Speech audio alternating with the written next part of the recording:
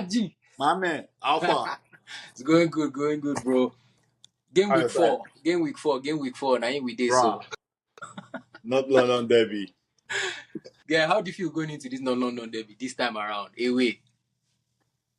I think it's just another way of how we are expressing our trust or belief in the team, right? Because if I didn't have like belief in Arteta, in his tactical like soundness, right, I would have been very, very afraid going into this team, because I'm like, my first option midfield is not available. Normally I would be scared going into it, but for me not to be scared, for me to still be like, I'm kind of like looking forward to it, because I don't know what Arteta is going to like mix up. This is an opportunity for Arteta to definitely earn his salary, because he has to think of a solution to deliver. And so that makes me like, I'm kind of looking forward to it. I'm excited. I'm still confident, but I'm also excited in terms of how Arteta is going to like come up with a tactical solution. They say so much about how smart Arteta is, how much of a tactical genius he is. Well, this game is going to give us an opportunity. He has to show it now. This is the perfect opportunity for him to now show up. Absolutely. He has to. A lot of Arsenal fans are still very agitated about the fact that we're missing Rice, Odegaard, Moreno. But we should be, because bro, that's everything that we've been working on not available now. You understand? It's unfortunate, but it is what it is. Another interesting fact that I would actually like to state here is that in the past 5 seasons, even not more than 5 seasons, we've actually played away with our home kit. But this time around, they made us play, or they are making us play with our home kit, which is black on black. It's for their burial now. It's for their burial. I'm going to burn that stadium, like, with goals. There's nothing. They don't have any excuse. I think that a lovely defender. He's available, Shab. Van der Ven. I love that guy. Yeah. Forget any hate. Definitely, Spurs are shitty, but that guy is a baller. He's a baller. His pace. If he's not happy with anything, I can bring him over to the right side of London. Easy. Easy. Can you remember the history of how we did that back in the day? So Campbell. Right? That was even their captain. He went for free. And the drama around them asking him throughout the season if he's going to stay with them, and he was like, his future is here. He will stay. Bro, that drama was hard. That was he went for free. Oh, but that's a good one we had on them, man. What do you have in mind in terms of like, how would you set up your midfield if you are Arteta? If I were Arteta, honestly, considering the fact that we did not sign anybody to replace Odegaard. In fact, we let out Fabio Vieira and Smith Rowe, who are supposed to be the replacements for that key role. The next guy in line is Ethan. I know everybody is holding that unpopular, or rather the popular opinion that he's too young to maintain the pressure that is going to be on him in this type of game. But if you look at a double pivot in Partey and Jorginho, that is enough experience. Though they might not be very pacey, no much legs to run across. Yeah. Especially for Jorginho. Partey might still put in something, but that should give him enough comfort to bring his creativity to bear, because this guy, doubtless, he's young, but he has the elements that I feel this game can unlock for him. So if I were Arteta, I will stand behind my talents. If it goes wrong, I know everybody will still come and point accusation finger to Arteta that you left us open. You left us without like for like. You left us. But really, this is what the beauty of the game is about. When Fabregas stepped into Arsenal, he stepped in as a young boy, but he stood up to responsibility. We need to give Ethan that opportunity to stand up to responsibility. If you are good enough, you are old enough. Absolutely. Yamal has no excuse. He's doing it for Spain. Nico Williams, no excuse. He's doing it for... Saka stood up to the responsibility. If you remember clearly, Saka came in when a Nicolas Pepe was not doing what he was meant to do. Even before that one, sir, remember when he was playing left back? Yes. Bruh. So, really, this is going to let us see the character of player that we've been calling the Wonder Kid. So, I would say all for it, because the strategy I would suggest, if I were to suggest to Arteta, is start with the boy. Start with the boy. Don't put him under the pressure of coming in as a sub to change the game if the game is not going right. Give him an opportunity, right, to embrace the pressure. And maybe 60th minute, 70th minute, depending on how the game is going. If we are winning, keep him until like the 70th minute, thereabouts. So you can still keep him fresh for the other games, because he's going to play the other games. You Now, have to. bringing in a sub for him, honestly speaking, my go-to replacement for him will be bringing in a Trossard and bringing Kai Havertz back to the midfield. But I would want to start the game with Kai Havertz up front. And having Kai Havertz up front, having Ethan Nwaneri play as an attacking midfielder as our 10, we are going to take advantage of their high line, because we are going to have a Saka, Martinelli, or Sterling, of which I would ask you, who would you rather start, Martinelli or Sterling? Martinelli. So, bro, why Martinelli? So, I'm not. When we bought, which will even bring me to how would you rate the transfer window? But when we brought in, when we needed that attacker to come in on the transfer deadline, we didn't need an attacker to come in to displace, like to start. We needed cover. We needed option, right?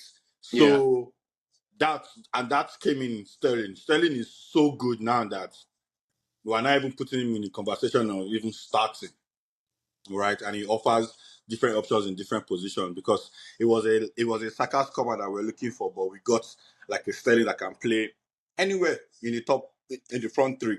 Absolutely, yeah. So I will still start with Martinelli. I don't want, even though I feel that he's gotten enough reasons not to start Martinelli based on Martinelli's performances, but there's still something that Martinelli brings in, the defensive shift, the work rate, and also the outlets.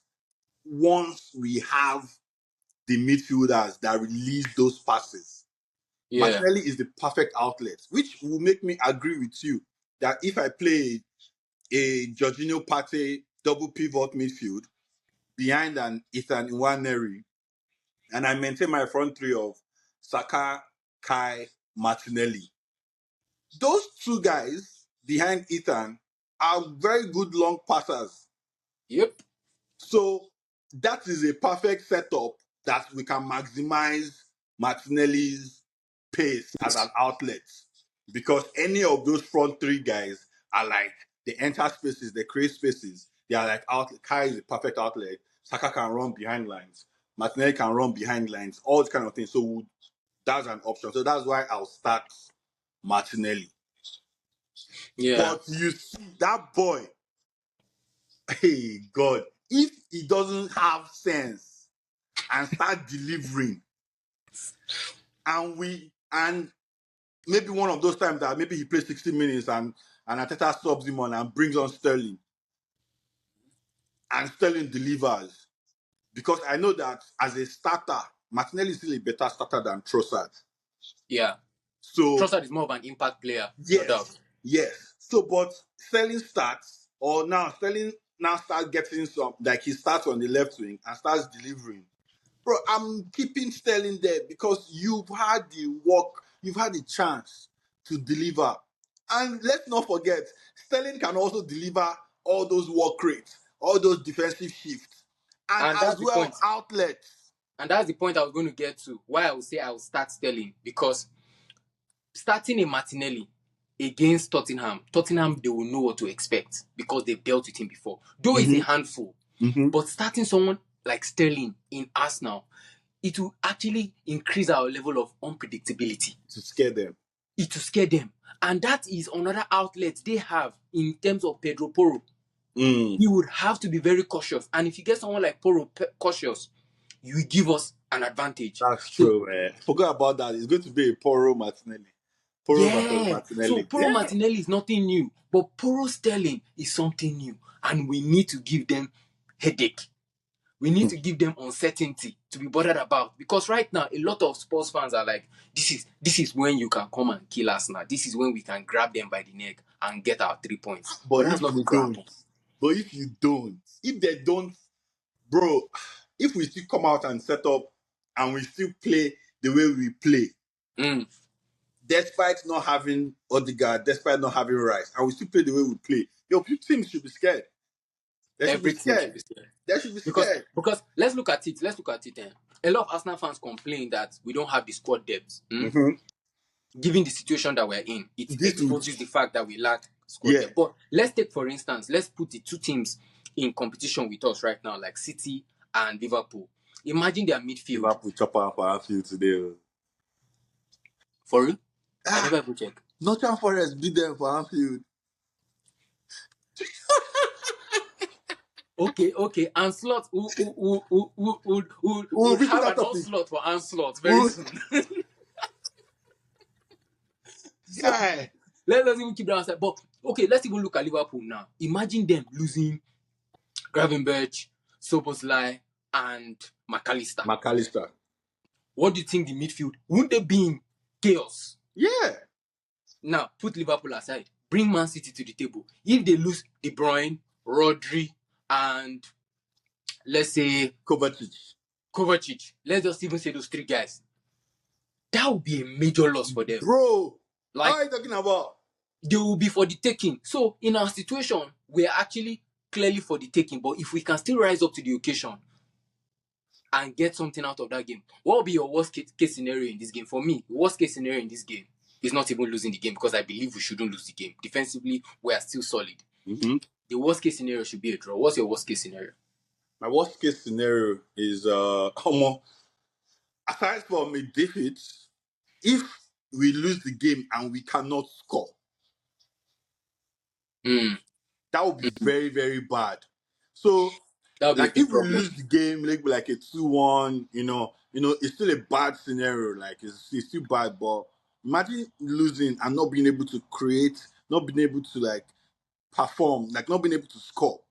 Like, so much that everybody now starts saying, like, oh, we are nothing without Odegaard. And we see it and we agree. Because now we'll now start revisiting why didn't Arteta sign a replacement or this and that in the transfer season, which will make us look like, oh, that the transfer season wasn't a good transfer season. Which I'll say, like, I'll give it a 7 based off on that. We needed some attacking influence that we didn't get everything that we could have gotten. So, all the kind of play. So I still think like the worst case scenario will be losing and not being able to create chances, not being able to score goals.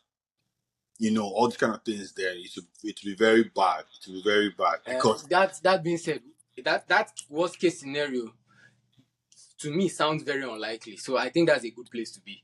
Because for a fact, Arsenal will score.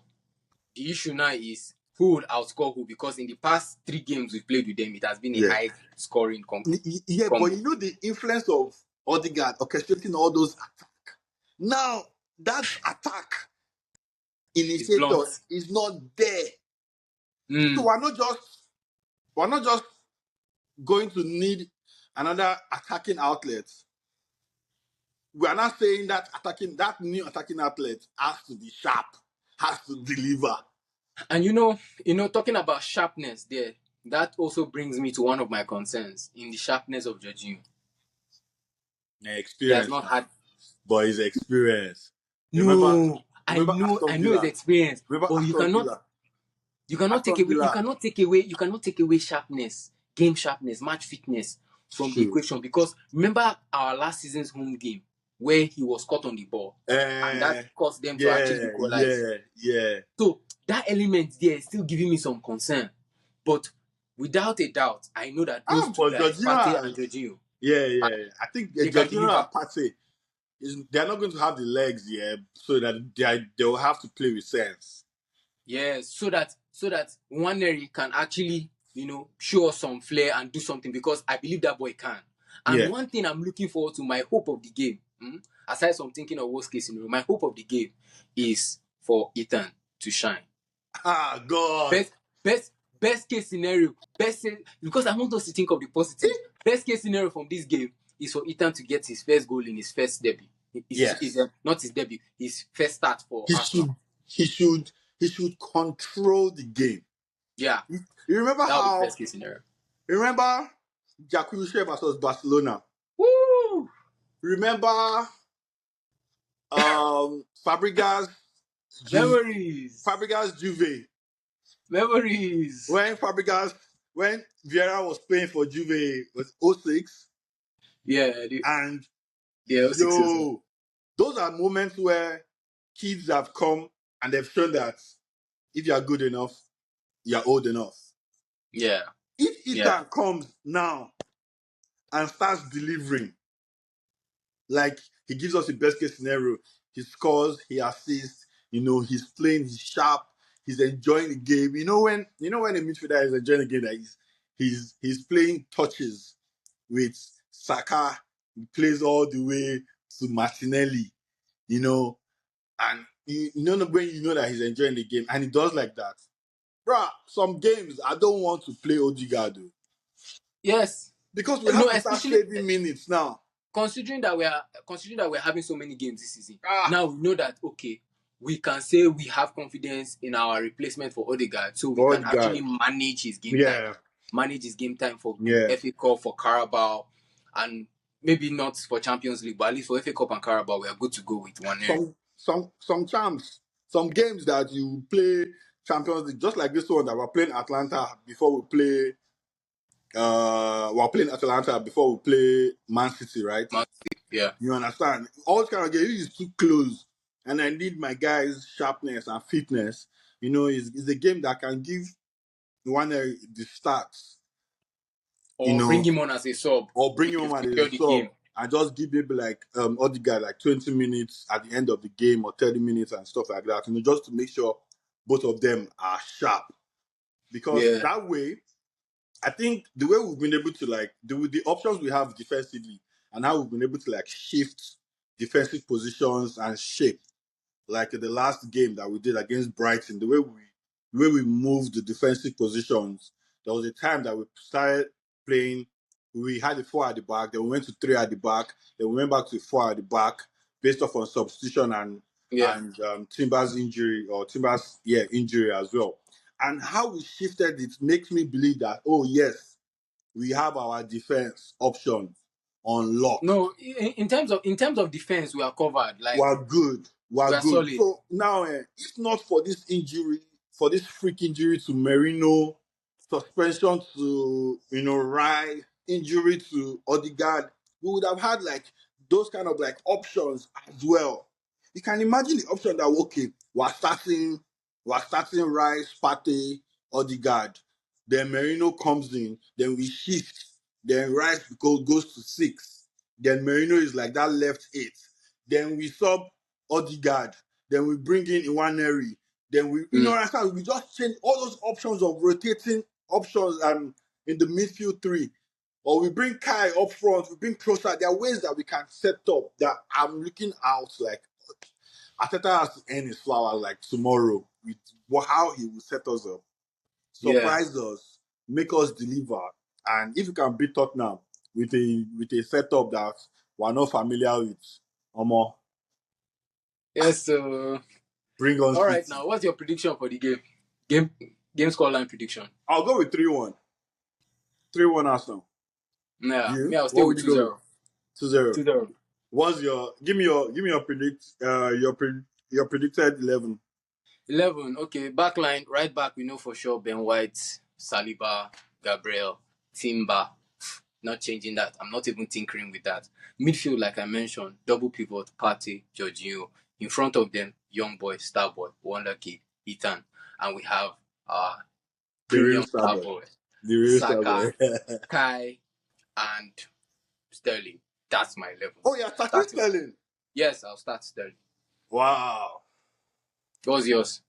The regular back 5, Raya, Ben White, Saliba, Gabriel, Simba.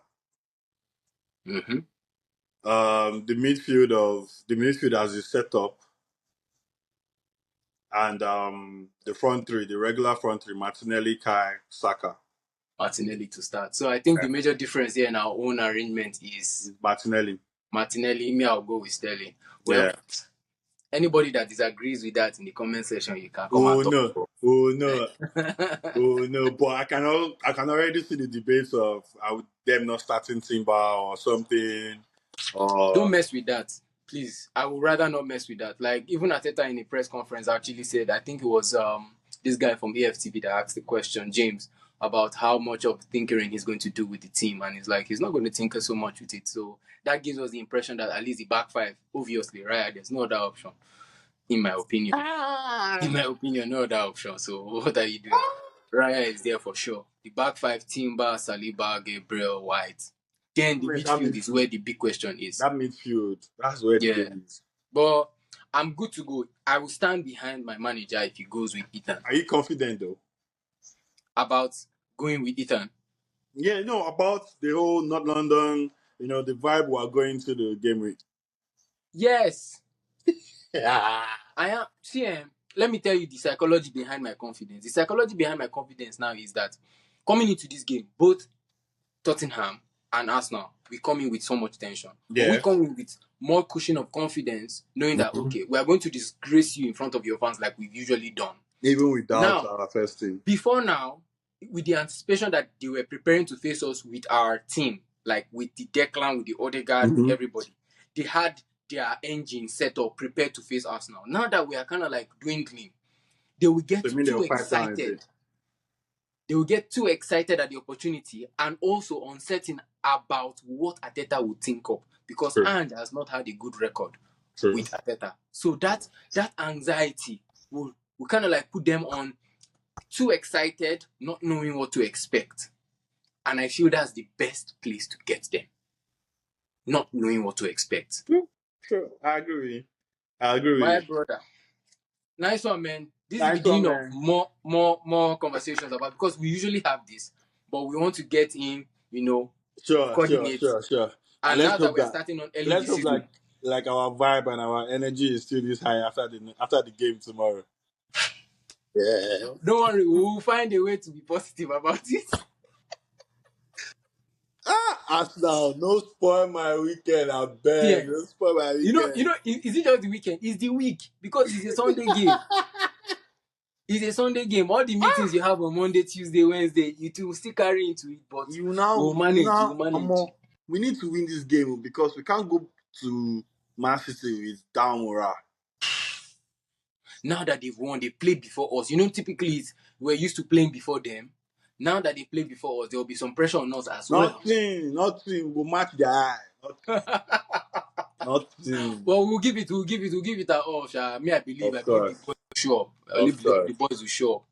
Gabriel in the defense is the only person that I'm looking at that needs to kind of show up his act. In the past few games, he has had those shaky moments, but he should step up and do the right thing, because we know he's capable of doing that. True. Yeah. True. Partey has had so many minutes for Ghana. Yeah, I think Partey has run up, like he's had a good run of minutes, and he actually played the 90-minute game for Ghana as well. Yeah, and I like his energy against Tottenham. Normally, I love his energy. I love his energy against Tottenham too. These are the games where we see him turn up. Yeah, to be honest, that's why I'm very confident in that midfield of Partey, Jorginho. Those are like experienced guys that solid. If you are going to like a North London derby with Omo, you must have smokes. Chelsea don't start. All right, bro. So I'll let you know how far. No wala. Nice one, my G. Nice one, man. Later. Peace out.